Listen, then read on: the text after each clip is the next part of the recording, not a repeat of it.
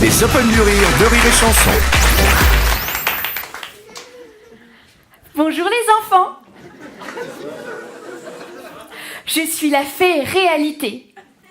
Je me penche sur les berceaux des nouveau-nés pour leur conter la merveilleuse histoire de la vie. Voici l'histoire de Léa, la girafe.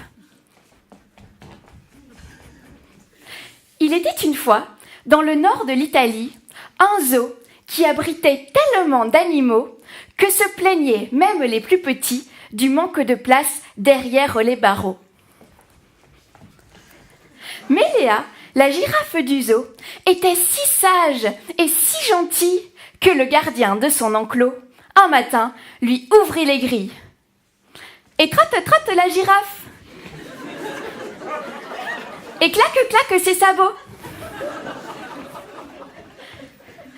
Et patati et patatraf, Léa rencontre Donatello, le plus charmant lion du zoo.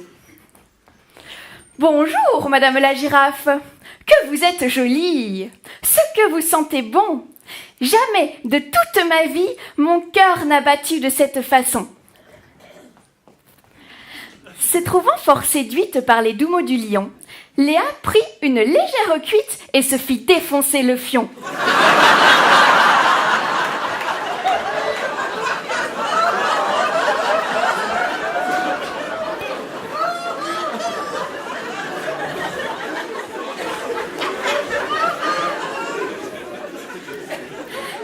Car les princesses, attendries par les charmantes bafouilles, souvent n'attendent pas minuit pour se faire farcir la citrouille.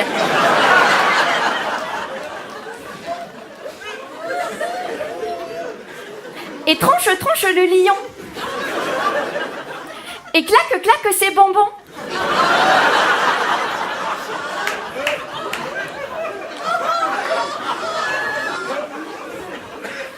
Et patati et patatraf, le lion jette la girafe après lui avoir giclé sur le front.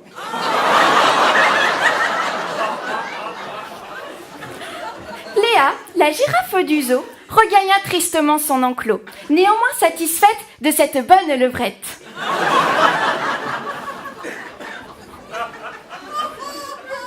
Par une douce journée d'été, Léa retourna chez le lion, mais cette fois accompagnée par un petit nourrisson blond.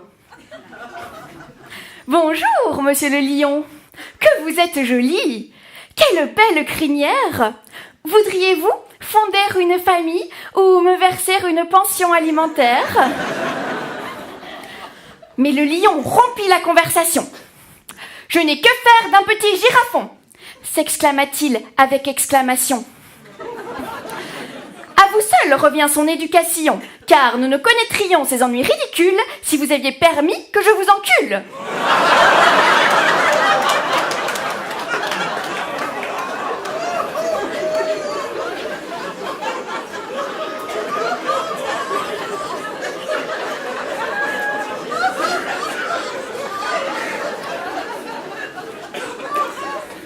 Par ces mots, Léa se trouva fort contrariée.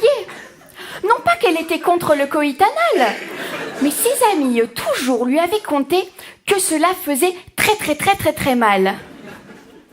Outragée, la girafe Léa du lion prend congé. Mais tandis qu'elle gambade dans les fougères, patatras, Léa trébuche contre une grosse bosse. Elle glisse, vacille, tombe vers l'arrière et paf, s'enfile à sec la corne de Raoul, un gros rhinocéros.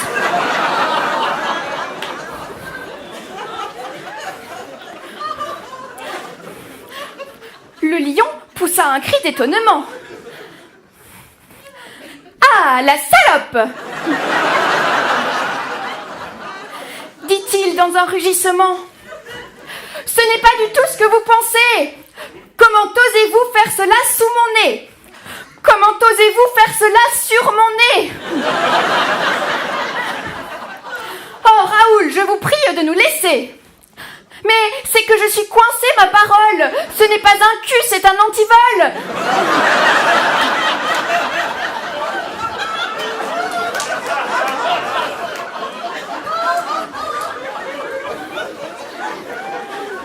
répondis-je le pauvre Raoul qui sentait grandir son marteau à boules. Interpellés par tout ce boucan, pingouins, belettes et éléphants avaient accouru au grand galop. Ils découvrirent aussitôt la pratique du tirage recto-verso.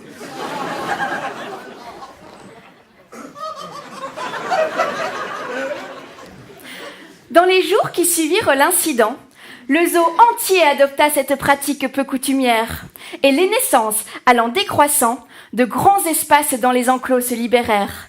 L'apport de nourriture devint abondant, et les réserves d'eau le furent tout autant. Dès lors, tous les animaux vécurent heureux et n'eurent pas d'enfants.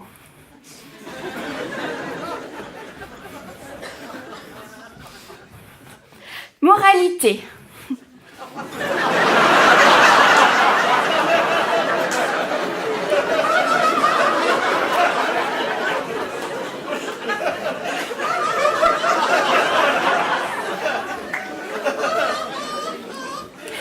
Il est fâcheux de vouloir procréer à l'excès.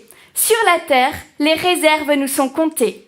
Dès lors, pour le bien de l'humanité, allez tous vous faire enculer. Les Open du Rire de Rire et Chanson.